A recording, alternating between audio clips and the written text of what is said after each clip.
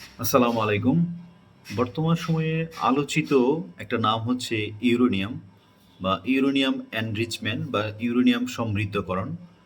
এটা হচ্ছে একটা ভারী তেজস্ক্রিয় ধাতব মৌল যা পারমাণবিক শক্তি উৎপাদন করে এবং অস্ত্র তৈরির কাজে এটা ব্যবহার করা হয়। এর প্রতীক হচ্ছে ইউ অ্যান্ড পারমাণবিক সংখ্যা হচ্ছে 92।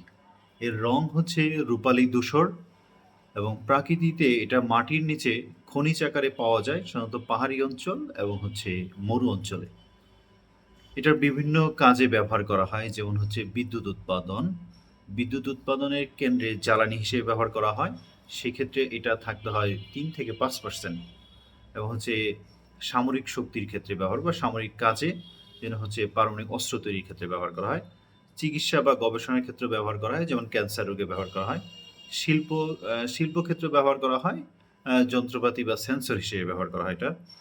এই পারমাণবিক কি হচ্ছে ইউরেনিয়াম, এই ইউরেনিয়াম হচ্ছে কোথায় কোথায় বা খনি আছে এখন বাংলাদেশে, বাংলাদেশ না পুরা পৃথিবীতে সবচেয়ে বেশি, বিশ্বের সবচেয়ে বেশি ইউরেনিয়াম খনিতে আছে সেটা হচ্ছে কাজাখস্তানে, তারপর হচ্ছে কানাডাতে আছে এবং অস্ট্রেলিয়া আছে, নামিবিয়ায় আছে এবং হচ্ছে নাইজারে আছে এবং রাশিয়াতেও আছে। এবং হচ্ছে মজুদ বিশ্বের মজুদ হিসেবে খনি হিসেবে সবচেয়ে বেশি কাজাকিস্তানে, এবং হচ্ছে মজুদ হিসেবে আছে সবচেয়ে বেশি হচ্ছে অস্ট্রেলিয়াতে সবচেয়ে বেশি মজুদ আছে। তারপর হচ্ছে কাজাখস্তানে আছে, কানাডায় আছে, রাশিয়াতে, নামিবিয়া এবং হচ্ছে ব্রাজিলে আছে এটা মজুদ আকারে।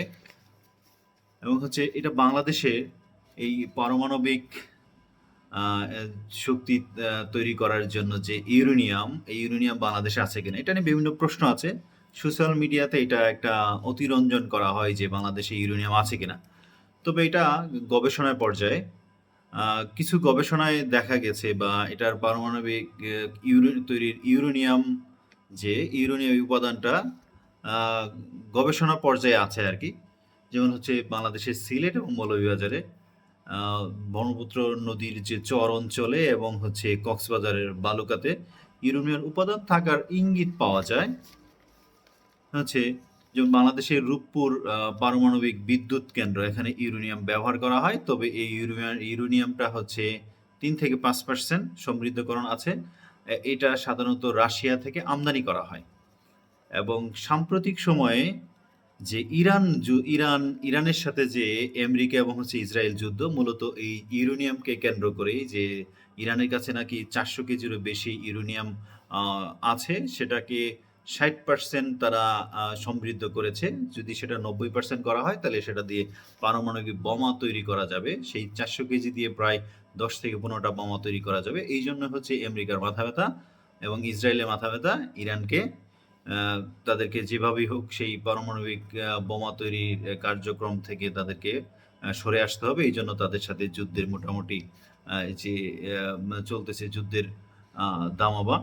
এবং শেষ পর্যন্ত আমরা দেখতে পাচ্ছি এই ইরান যুদ্ধে হয়তো আমেরিকা আর খুব বেশি দিন এখানে এই যুদ্ধে থেকে নিজেদের গুটিয়ে ফেলবে, কারণ তাদের সাথে হয়তো আর ইরানের সাথে হয়তো আর পেরে উঠবে না।